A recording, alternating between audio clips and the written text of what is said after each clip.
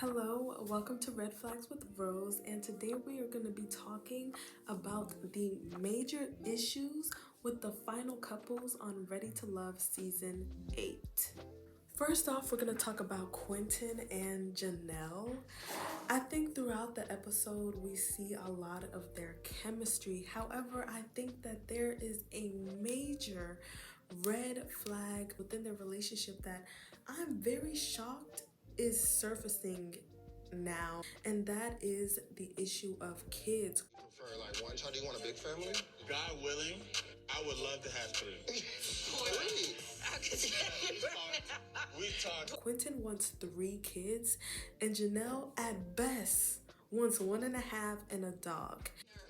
I am willing to do Quenton a solid, and we can do like 1.5 and a dog. 3 children is gonna be a hard pass for me. And so I think Quinton is kind of holding back. I'm not sure if he's being real with himself when he's like, oh, if this is not what she wants, I think I'm just gonna have to think about some things. Am I okay with that being off the table? Something that I just have to think about. I think he knows that 3 kids is what he wants. I don't know if I'm okay with that. And I believe that that is a non-negotiable for him.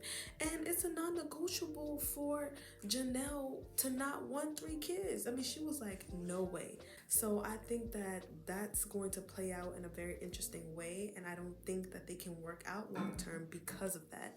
Also, I want to quickly add that Quinton might have felt a little bit robbed at exploring his connection with Lee, especially because of the fact that she self-eliminated. So I think a part of him was still very much curious about how things could have been with Lee. I feel as though Lee has really shown us what it means to have self-love, because she felt that she was not getting the energy that she deserved and needed from Quinton and bowed out. You know, she was like, I'm not gonna be a second option, and she left. And so I really want to applaud Lee for that. That's a W in my book. Now, when it comes to Phil and Aries, there are issues there that are not being deeply addressed. And I would say with Aries, she has these concerns about financial security.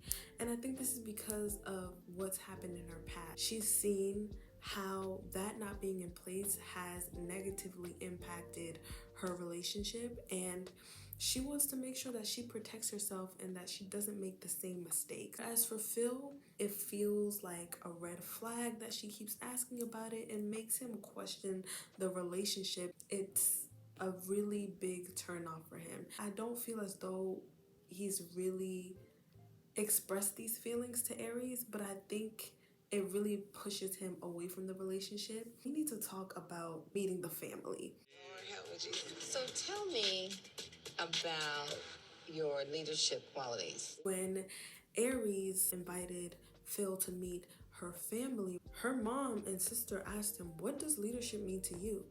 I'm gonna piggyback off on her. Like, let's talk about this. Let me see what you think about it. Because before I just jump out there and make a decision, I don't want to just be out there making them just for the sake of making them, or because I'm the man. And the answer that he gave really rang alarm bells to her family members. For my family, that was the worst answer he could have ever given.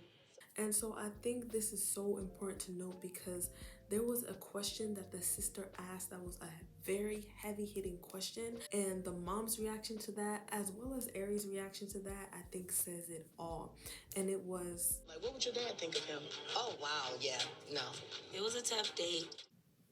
I think that was a very powerful question that she asked. And I think Aries knows. She knows what her father would have thought of Phil. And the thing is, we're not saying that they're bad people, but are they good for each other? And that's something that the sister brought up too. Another thing with Phil and Aries is that the foundation spiritually is not there. You go to church? I don't. Do you believe in God? Yes. Phil said that the practice that would best describe him would probably be Closest to Buddhism. Buddhism. Correct. It's a lot of self-management, and it works great for me. whereas Aries is a Christian woman. I believe the mom saw that as a major red flag. We're Christian-based, Right. Absolutely. so how would that work? And Phil felt that. He really felt that. I think they really need to ask themselves, So how would that work? I don't really think their relationship is going to last, but they might make it through the finish line. Mind you, I haven't finished watching episode 12. I only watched half of it. So I'm at the part where they're about to show who the final couples are. I don't know as of right now. When it comes to Maurier's two connections, Katerina and Jessica, I would say that Katerina suits him better. However, none of them are going to last long term, and I'll tell you why. Starting with Jessica, the first thing that we need to go back to is when Maurier's ex pulled a tarot card in front of her. Which episode was this? Look. Stone for you. So your intuition is going to play a big part in your future. I am blindsided with craziness because I talk to Maurier all the time, and this man never mentioned anything about burning incense, tarot cards, crystals, energy reading. Seriously? Like, what's really going on? Jessica had a very visceral reaction. She was like, Me in this house, we will serve the Lord, you know? So that's just kind of how we operate within my life. Right.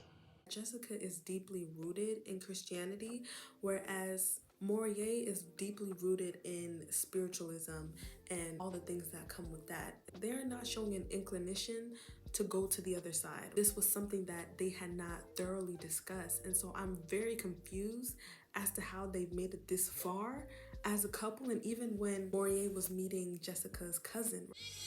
So I met a really, really nice guy that I want you to meet. Is there anything that makes you a little nervous? He's a whole old man. Like, It's like, are we not going to talk about this?